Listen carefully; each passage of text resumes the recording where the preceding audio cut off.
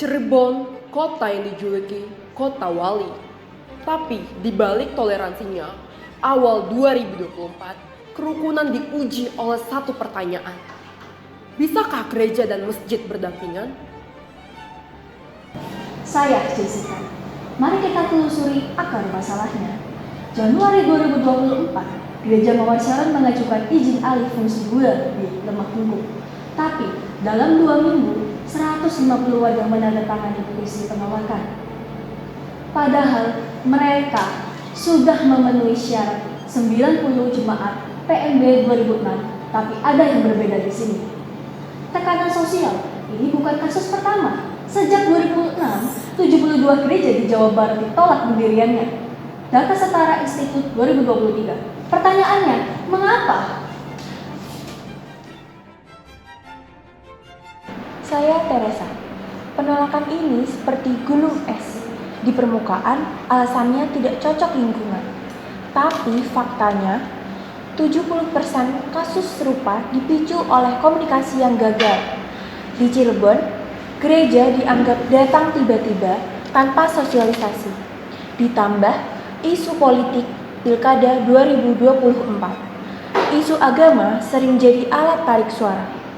Dan yang paling berbahaya, hoaks penyebaran agama. Padahal Undang-Undang Nomor 1 PNPS 1965 yang berbunyi penetapan Presiden Republik Indonesia tentang pencegahan penyalahgunaan dan atau penodaan agama jelas di sini melarang pemaksaan keyakinan. Saya Vina.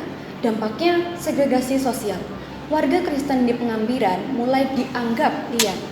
Menurut riset LIPI, konflik seperti ini meningkatkan rasa tidak aman 65% pada minoritas.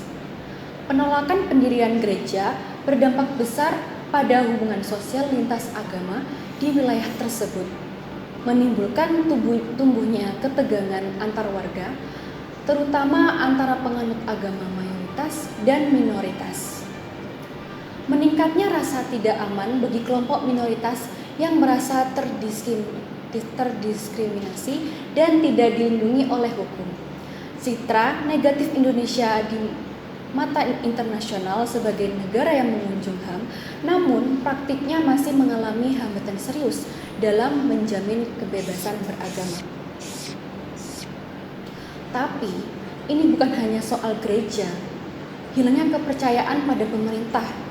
Jika negara tak bisa melindungi hak beribadah, lalu apa arti Pancasila? Saya Kendra. Pemerintah punya tugas konstitusional. Tapi di Cirebon, proses mediasi hanya 1 kali pertemuan dan itu tidak cukup. FKUB harusnya menjadi mediator, bukan sekedar stempel. Di sini kami membawa contoh suksesnya. Gereja Santa Clara di Bandung yang lolos izin karena dialog intensif.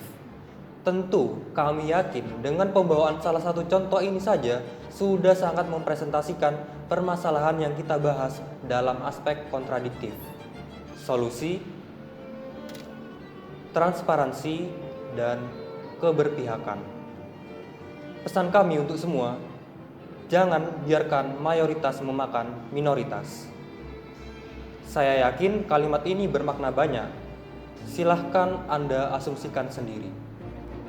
Saya Deborah. Sebagai Kristen, kita diajar, berilah ruang bagi murka Allah. Roma 12 ayat 19 menyatakan, saudara-saudaraku yang kekasih, janganlah kamu sendiri menuntut pembalasan, tetapi berilah tempat kepada murka Allah. Sebab ada tertulis, pembalasan itu adalah hakku, akulah yang akan menuntut pembalasan. Firman Tuhan. Artinya, bukan kita yang membalas. Di Filipina, gereja yang ditolak justru membuka klinik gratis.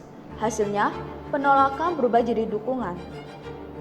Gereja Mawar Sharon bisa belajar, layanilah dulu, baru berkhotbah. Inilah esensi kasih Kristus. Kesimpulannya, kerukunan bukan aksi nyata. Pertama, dialog intensif dengan melibatkan tokoh agama setempat. Kedua, edukasi masyarakat lewat sekolah dan media. Ketiga, penegakan hukum tegas pada pelaku intimidasi.